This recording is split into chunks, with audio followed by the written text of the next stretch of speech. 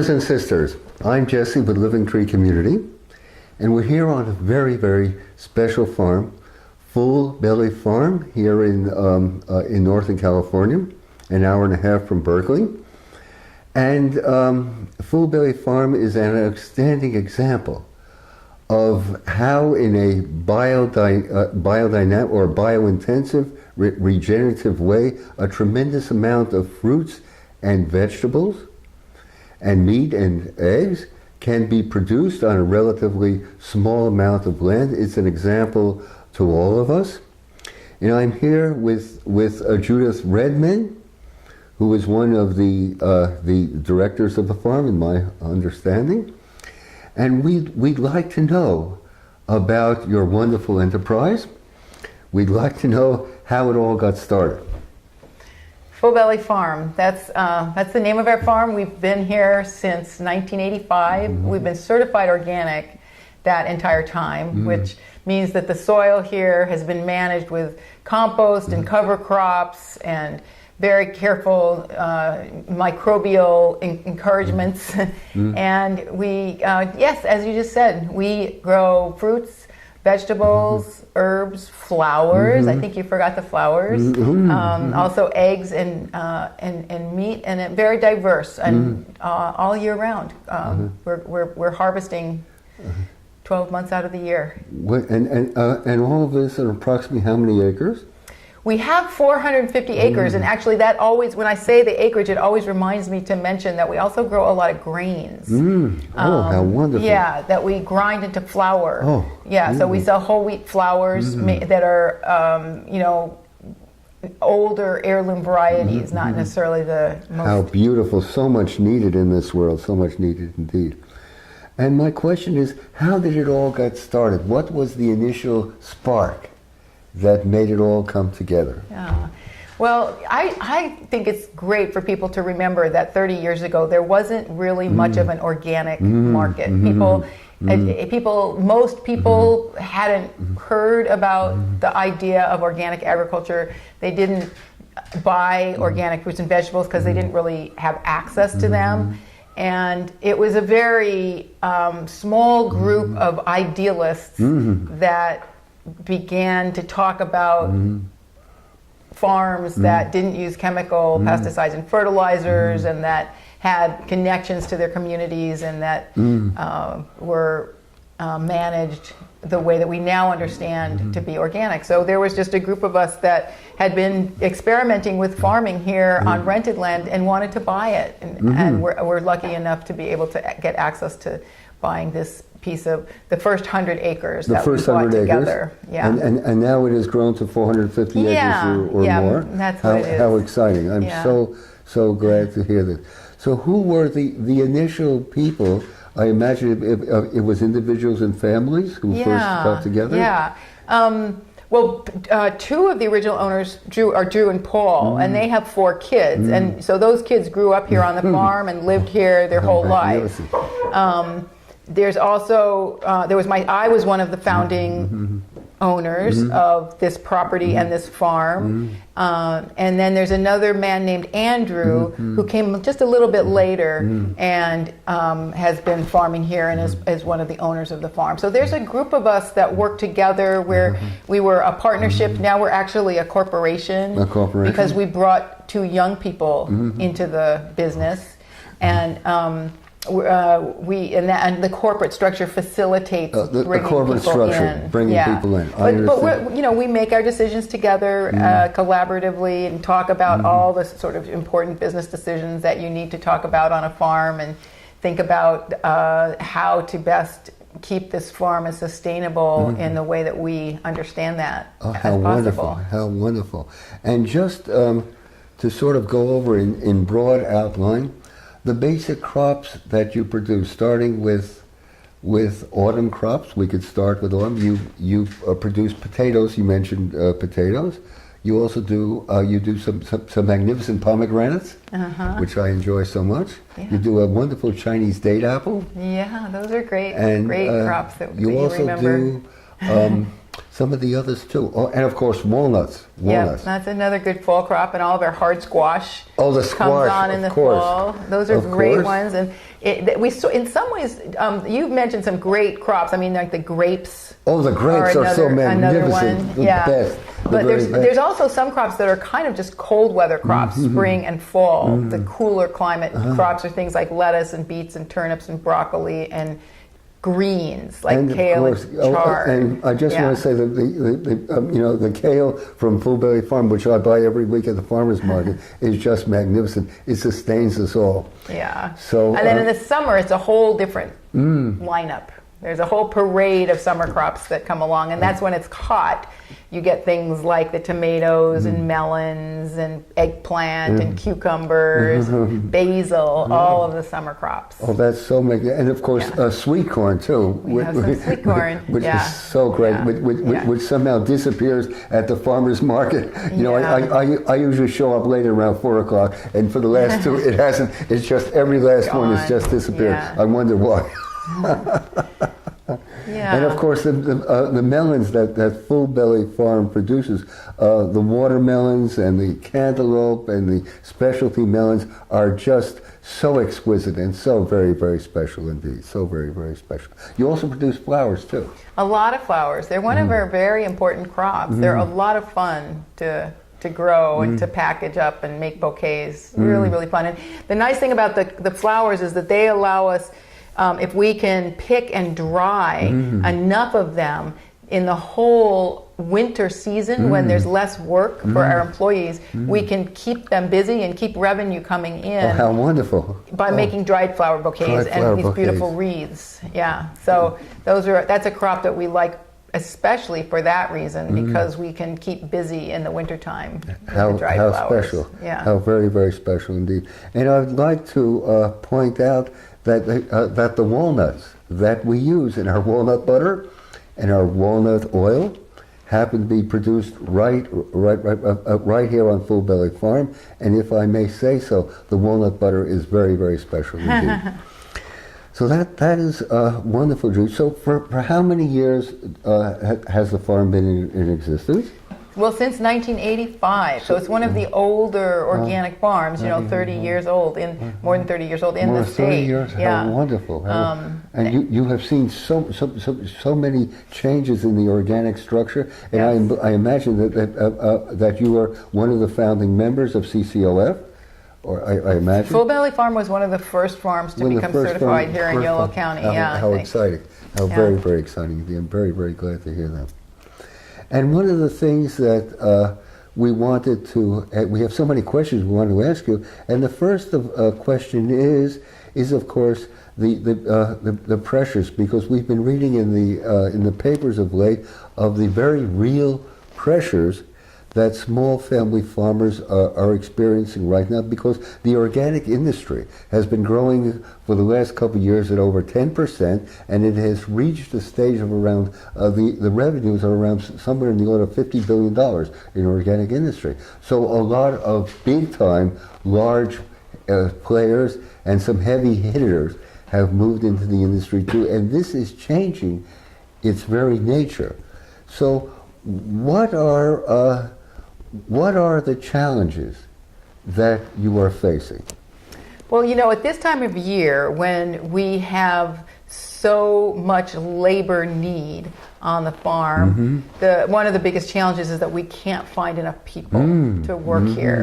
And I do think that most people don't understand how much work it is to produce and pick and harvest and pack and get to market fresh fruits and vegetables. So much labor intensive. It's very labor intensive, and it's right here where it's the vegetables are very, very sweet in the summertime. It's very, very hot, and so what we're expecting our farm crew to do is get here every single morning at 6 o'clock or earlier, after getting their kids to school or getting their kids to childcare, get here by 6 and work 10 hours in very hot conditions, sometimes in a field where it's very humid at the same time as hot, and come back and do it again the next day. And I just, the amount of work that we are able to complete in one day, I think would astound most people and put them to shame, because it's just a very it's an industry that's a lot of work. And so I like to start with that in terms of the challenges, because we all, I think, if we appreciate organic local produce, should appreciate the fact that people are working very hard, and if we want to have them taken care of and paid properly, we have to be willing to pay a little more for our fresh local produce. Of course. If we get that produce from another state or another country, it's very likely that the workers are being paid less than in California, because we have different rules in California, and potentially not being treated as well as they would be in California, where the regulation is very, very strict. Department of Labor, the occupational safety and health people, all of them are constantly checking to make sure that the rules are being followed. So one of the really biggest stresses right now is that even despite the fact that there is a lot of work, it's very, very hard for us right now and for years now to find enough people to get the work done. Right, I certainly, and to find the right people who are not doing it in a mechanistic way, but are putting it perhaps heart and soul and conscientiousness into what they're doing, which is very, very special, which is not easy to find as well. We know. We know. Yeah. So that is, I'm so very, very glad to hear. What are, besides labor and the right sort of labor, what are some of the other challenges? Yeah, well, I mean, I think you mentioned just that it's a lot of farms are finding these to be stressful times, and I think it's not just organic agriculture. I think it's agriculture across the board, where farmers, I think, have a hard time making ends meet. They have a hard time making their land payments, paying their rent, having, with climate change, yields are increasingly erratic, and so I think you'll see that environmental and social stresses around the world and the whole planet really, in many of those things, play out first in agriculture, and that's in some ways why I was attracted to agriculture, was because agriculture has such a large role in terms of helping to solve problems like climate change, social problems like health, people with chronic health diseases, if they just changed their diet and worked more with their local farmers, would be healthier. There's many water quality issues, which are a huge problem in California. Of course. Many of them are related to the way that we farm. So it just feels to me like agriculture is a very important part of the solution to to many of these environmental and social problems that we face, and many farmers feel the pressure because they're seen by most people as the problem. It's agricultural chemicals that are in the groundwater in California. It's cows with methane that are a part of climate change, and actually the nitrogen fertilizer that farmers use, that's part of the problem of climate change. It's a greenhouse gas. It creates greenhouse gases. So I think instead of being appreciated, many farmers just feel very underappreciated. They can't make ends meet, and they feel that people don't understand their work or appreciate their efforts.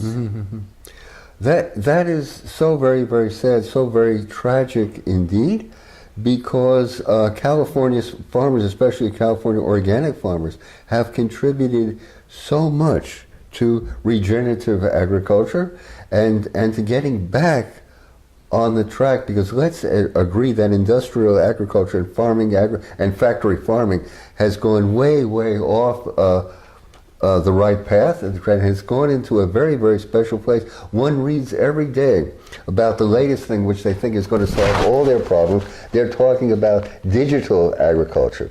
They're talking about computer agriculture, and they're talking about artificial intelligence, as if that's going to somehow solve their problems.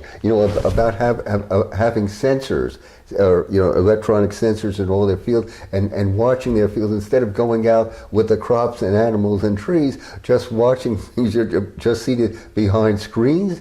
It could be miles away, and running the farm just like an automated factory. And I find this very, very sad. Very, very sad indeed. But yet there are people who feel that that artificial intelligence is the way to go, even in small family farming. What do you think about that?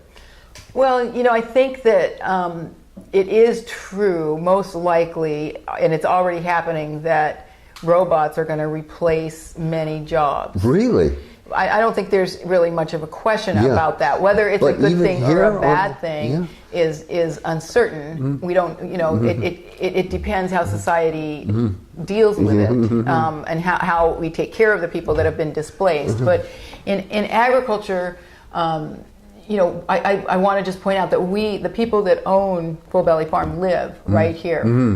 So we're here, and and the people who harvest the food are out there in the field, actually seeing the food that they harvest. They can see if it's contaminated, or if it's got problems, or if there's been deer intrusion or pig intrusion into the fields, or all of those kinds of things. It's all done by hand. So a lot of hands touch the produce before it gets to the final destination. But what we want to do in terms of labor is make it as much easier for our crew to do the job that they need to do. So rather than have them have to do labor that requires them to bend over and pick up heavy loads, we would like to see tractors in the field with ways that they can put it on a sled, put the boxes on a sled, rather than having to carry them out. How exciting! Very good. That makes so much sense. Those kinds of back-saving devices and labor efficiencies make a lot of sense to us. And frankly, it seems. A good example of the problems when produce is just only harvested by machine is if you look at the lettuce, the salad mix industry, where all of those baby lettuces that you get in those plastic bags, whether they're organic or not, are harvested by machines. And so there's lots of problems in terms of the sanitation of those leafy greens. And I think that there's a benefit to having people in the field looking at the crops and understanding what's going on. So I doubt that agriculture will be, that farm workers, for example, will be replaced by robots. As much as possible, we would love to see mechanization to relieve our workers of some of the critical work. Most backbreaking or physical part of their job. Good. Well, that sounds like a very, very balanced view indeed, and I'm certainly glad to hear it because most people view the advent of robots with trepidation and fear indeed, but they certainly. But as far as relieving the backbreaking work of agriculture, that certainly resonates with me and so it's a question of balance, really. It's a question of balance, and this leads into another aspect, and that's the aspect. Mechanization of agriculture leads naturally into the question of hydroponics, and there's been a great deal of discussion about this indeed. And the advent of producing fruits and vegetables grown in chemical soup, and growing in warehouses or shipping containers, even under artificial light, and not a few people are looking at this with with some very serious doubts and some very serious questions. So. How do you see this, and just how does this impinge upon organics? Well, in terms of just the general question, the one thing for a person to think about is, like, let's say you're an astronaut and your diet, would you want to just have a diet that consisted of vitamin pills and minerals and some sort of chemical proteins and carbohydrates? Is that a diet that you think would be healthy? Well, I think most of us are aware that there's micronutrients and phytonutrients and all kinds of very important parts of our diet that it's probably true would be overlooked if all we were taking were pills. So the problem with one of the problems with hydroponics compared to what happens in the soil is that there may be things going on in the soil that are the mysteries of evolution. Absolutely, yes, yes.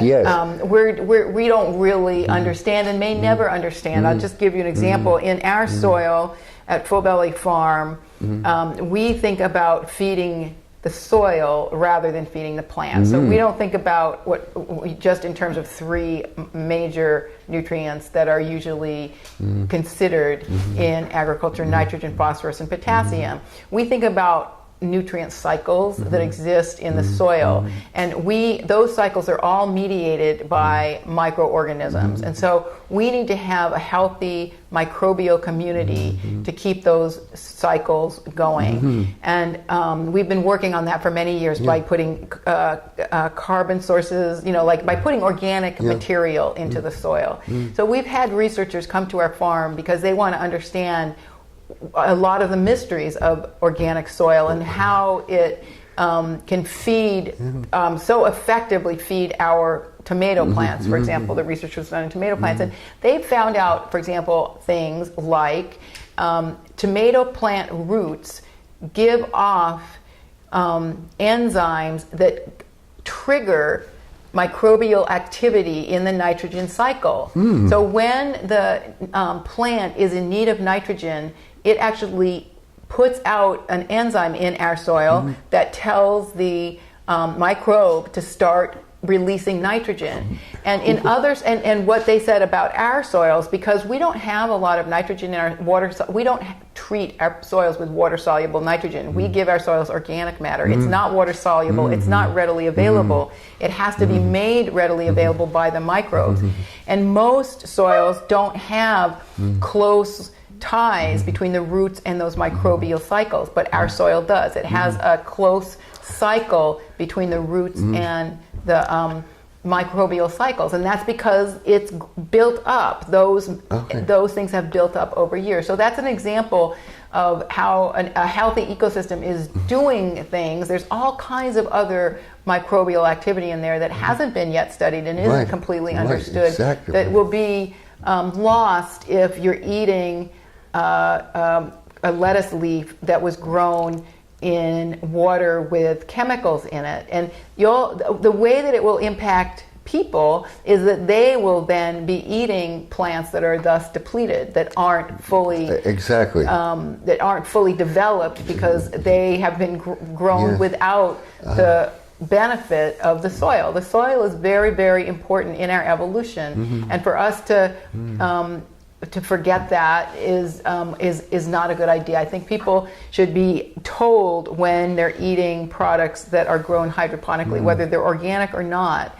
A tremendous amount of product is out there on the market right now that is grown hydroponically, but people don't know that it's grown hydroponically. All the raspberries and the blackberries that have been in the natural food stores all winter long, they're all grown in artificial circumstances, and people just don't know it. Also, there is no labeling whatsoever. You just don't know. The only way to make sure that it's not is to simply shop at your local farmer's market and make empathetic contact with your local grower. That's really the only way. And I find it very, very sad indeed that organic seems to have caved in on this point. Instead of standing up for the soil and its fertility, they have simply caved in without much of a fight whatsoever.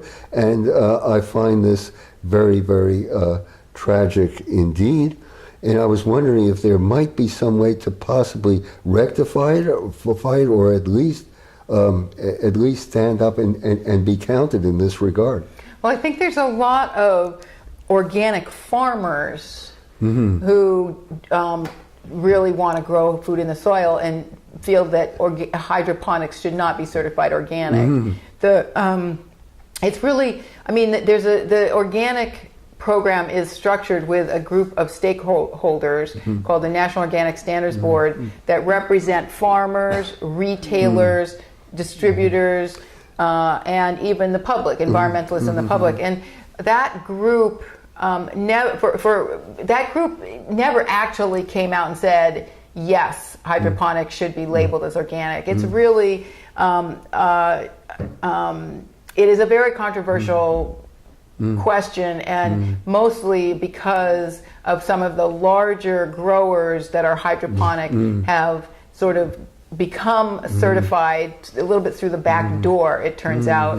And now, some of the big certifiers say, well, we can't just decertify them. So, and there's a lot of, there's a lot of influence and power that's held by some of the organizations that are making money by growing food hydroponically. So I belong to an organization called the Organic Farmers Association, and it's a national group that represents organic farmers. And that group took a poll of its members, and the members, the very vast majority of the members of that group, which represents every region in the United States, were opposed to having hydroponics certified. I'm so glad to hear this, because there are some much larger issues that impinge upon this question. You mentioned briefly in passing, you mentioned climate change, for example, and there's a very, very real link, I'm sure you'll agree, between the health and vitality of the soil and the possibility of climate, of getting the climate back into a balanced and vital condition. So I'm sure, climate change is one thing that certainly impinges upon the hydroponic issue, or so I would think. And then another thing too, you also talked about the overall health of people in these United States. And there's no question at all that we are experiencing an epidemic of obesity, for example, an epidemic of diabetes, for example, an epidemic of cancer and of cardiovascular. And somehow, in some very, very real sense, all of this has something to do in one way or another with the vitality and the nutrients of the food that people eat. So I think there are some very, very real issues involved in these questions. I mean, I myself go away to weep when I hear that, according to the current statistics, 40% of people in this great nation happen to be not overweight, but clinically obese, and that's growing, and that's growing, and especially the numbers, what the numbers tell us about high school kids and even younger, who are going around in a bloated with bloated potbellies and so on. This is without precedent, without any precedent whatever in American history. So something is really going on. Something has changed fundamentally. And I think it has something to do with the nutrient value and the vitality of the soil, of the foods that we eat. By no means is it the whole story, but it's a part of the story. Yeah, I mean, I think diet is a critical part of people's health. Yeah, diet and exercise, but I wish people would learn to cook more at home and eat their meals at home and enjoy the creativity of the kitchen and not use processed food so much. I think everyone would be a lot healthier. Yeah. And much more centered and focused, and there's nothing like serving a meal of living greens and living fruits and living vegetables to friends and family in the privacy of your own home. And how people go out and eat in fast food is beyond my ordinary understanding. It is so sad, and the consequences are so very, very real indeed. So, Judy, what do you see as the way forward in organics and in small family farming? What can be done to promote this essential component of American culture and American history goes way, way back. Thomas Jefferson, 2 centuries ago, saw this so very, very clearly indeed, and emphasized the importance of the small family farmer to the essence of American democracy and American culture. And so what can be done to preserve and enhance this vital part of our heritage? Mm-hmm. Yeah, so I think that there's several different approaches. One, I think that is the sort of the policy front and programmatic front. Another is sort of consumers. So in terms of consumers, I think that we just talked earlier about how organic agriculture and family farms in general are feeling a lot of stress. And I think that's because of many of the issues that we talked about. Labor is very, very expensive and scarce. Regulators are very, very present and very difficult to sort of follow all of them. Climate change has made it much more difficult for farmers to predict and have good yields. Prices are low and so forth, and so farmers are having a hard time making ends meet. So farmers are feeling a lot of stress, and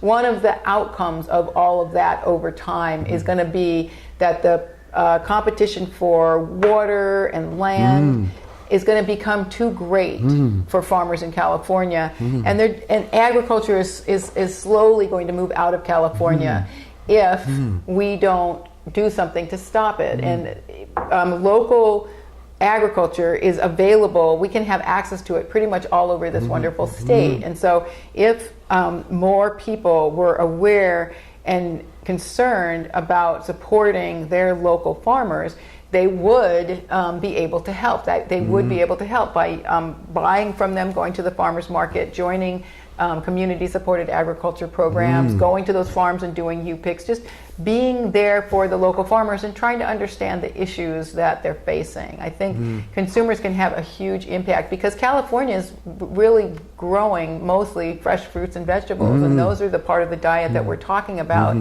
And those are, commodities that it can be very stressful to grow because they're very high value but very perishable. So I think the consumer has a great role to play.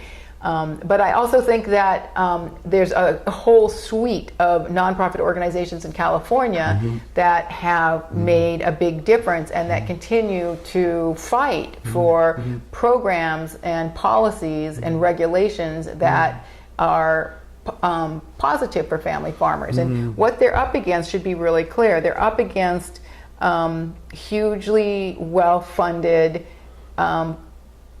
the sort of chemical and fertilizer corporate interests. Those interests have many, many people thinking about policy and thinking about regulations and figuring out how to make those regulations beneficial to a certain structure of agriculture.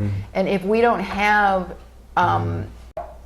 people thinking about that and fighting for policies and fighting for family farmers on our side, we're going to really lose that fight. And I think as a movement, the sustainable ag people, the people who support organic farmers, we think of it just in terms of our own personal health, our own personal well-being, but it's about much, much more than that. And so I think we have to be generous when we can to those organizations that are fighting for the family farmers and for organic agriculture, because when you feel sad and bemoan the fact that we lost that hydroponics fight, one of the reasons we lost it is because the people who are organized around that fight have a lot of money and a lot of lobbyists and a lot of access. And the people that are the family farmers and that don't want hydroponics to be organic, they don't really have anyone representing them. On the National Organic Standard Board, the farmers that actually go to that meeting, they're going on, they're leaving a farm where they're a very important person every single day. It's not their job to be a lobbyist. But if you're going and you're representing a much, much larger corporate entity and you're just a staff person, it's your job to go to those meetings. You're paid to go to those meetings. So the family farmers are at an immediate disadvantage because they know that when they go to that meeting to talk about hydroponics, they're leaving behind a farm that needs them. Every single day, 6 or 7 days a week, that farm needs them, and they have to leave to go to these meetings. So I don't want to go on too long about it, but we need, as a movement, to start supporting organizations that are fighting for family farmers, and we're not doing that right now. So even though we have this heartfelt concern about our own health, what we eat, what our kids eat, maybe what kids in schools eat. We understand it. We feel good about the family farmers. We are not translating that into a political reality that's going to make any change. And a lot of the problems start with the Farm Bill. They start with the way the USDA is ignoring the National Organic Program. They start in California with rules and regulations that make absolutely no sense for organic farmers, and those things aren't going to change unless we start being a little more generous and supporting those organizations that are fighting for family farmers. All of this rings true, Judy. It rings true indeed. And it tells us, and what Judy is saying, in my humble understanding, brothers and sisters, is that we cannot be passive consumers. We've got to go out there. Each one of us has got to stand up and be counted. We have to shop at local farmers markets. We have to make empathetic contact with family farmers, even going out there and, community-supported agriculture, and even going out there and asking them if we can help with a harvest. Also, our backyards and our front yards, backyards into bio-intensive vegetable gardens, our front yards into heirloom fruit orchards. Why not? And support our community gardens here in Berkeley, California, within walking distance of most anywhere, you have community gardens. They need your support. And just as Judy said, you have to support the many wonderful organizations that are fighting for organics and to preserve small family farming in these United States. So therefore, I think that's the message. It has been a privilege and an honor, Judy, to be here. We have learned so much in these most magnificent circumstances. It is a joy.